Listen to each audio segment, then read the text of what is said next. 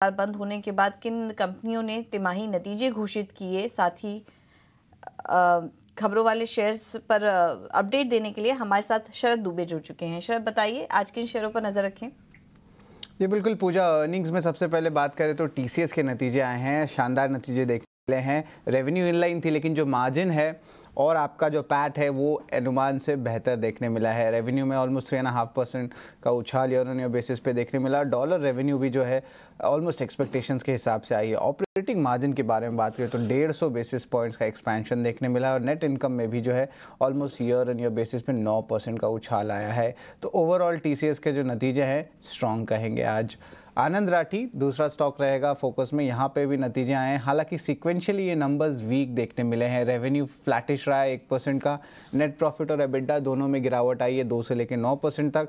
लेकिन इंपॉर्टेंटली एक 165 करोड़ का बाईबैक अप्रूव आ गया है।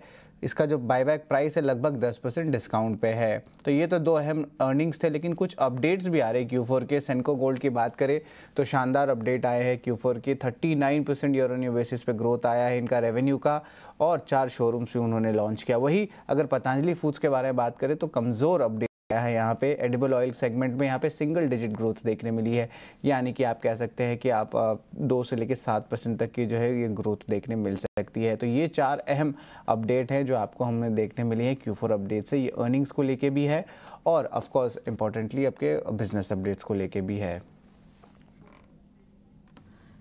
ठीक है, तो ये सारे चौथी तिमाही के अपडेट और नतीजों पर हमारी नजर रहे। आईटी कंपनियां भी अब एक के बाद एक दिग्गज आईटी कंपनियों के नतीजे आना शुरू हो चुके हैं।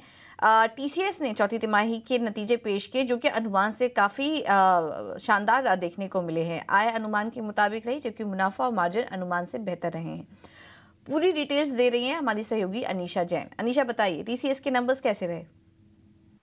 जी हाँ, टीसीएस के नतीजों की बात करें तो काफ़ी अच्छे नंबर आए हैं कंपनी के।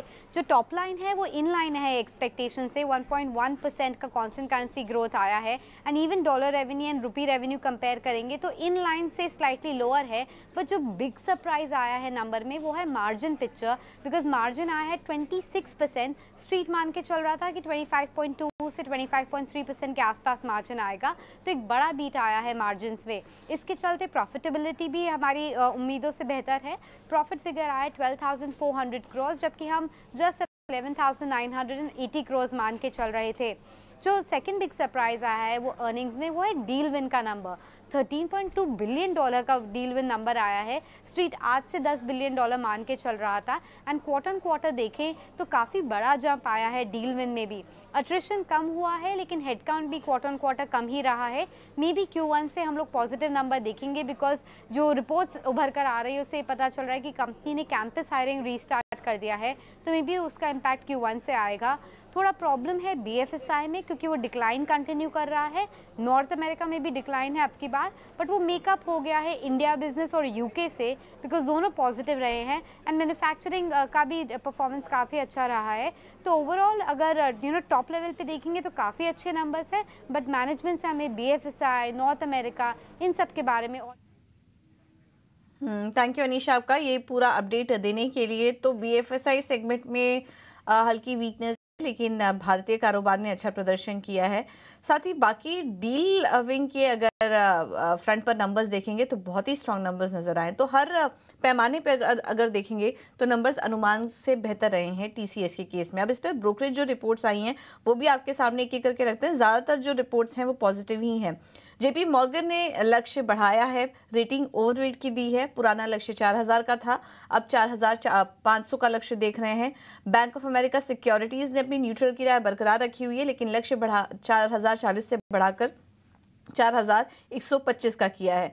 वहीं CLSA ने अंडरवेट की राय बरकरार रखी है, 4,043 से घटाकर लक्ष्य जो दिया है वो 3,941 का दिया है। और नोमुरा ने अपने टारगेट्स बढ़ाए हैं, हालांकि रेड्यूस की रेटिंग बरकरार रखी है, लेकिन टारगेट 3,160 से बढ़ाकर 3,240 का देख रहे हैं स्टॉक पर।